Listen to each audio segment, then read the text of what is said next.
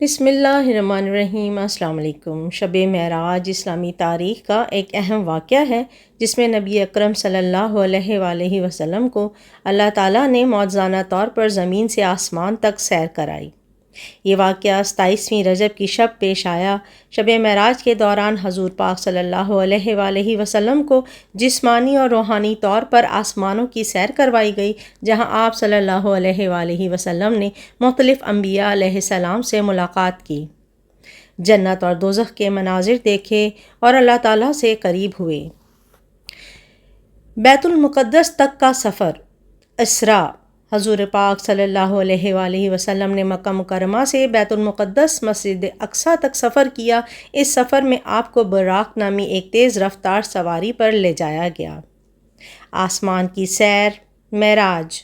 بیت المقدس سے حضور پاک صلی اللہ علیہ وآلہ وسلم کو آسمانوں کی جانب لے جایا گیا، جہاں آپ نے 7 آسمانوں پر مختلف انبیاء علیہ السلام سے ملاقات کی، مثلاً حضرت آدم علیہ السلام، حضرت ابراہیم علیہ السلام، حضرت موسیٰ علیہ السلام اور دیگر انبیاء۔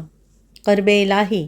7ویں آسمان کے بعد آپ صلی اللہ علیہ وآلہ وسلم کو سدرۃ المنتہا تک لے جایا گیا، جو اللہ تعالیٰ کے قریب ترین مقام ہے۔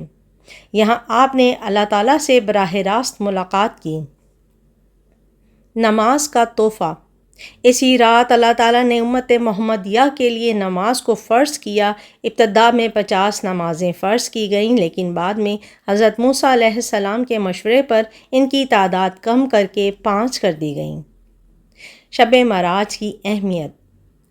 عقیدے کی مضبوطی۔ معراج کا واقعہ اللہ تعالیٰ کی قدرت اور نبی اکرم صلی اللہ علیہ وآلہ وسلم کے مرتبے کی عکاسی کرتا ہے۔ نماز اسلام کا ایک بنیادی رکن ہے اور یہ شب معراج کا سب سے اہم تحفہ ہے۔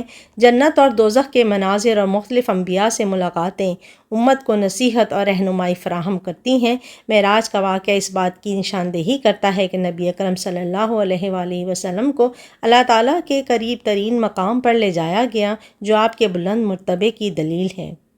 یہ واقعہ مسلمانوں کے لیے ایمان اور عبادت کی اہمیت کو اجاگر کرتا ہے اور اللہ تعالیٰ کی عظمت کو سمجھنے کا موقع فراہم کرتا ہے۔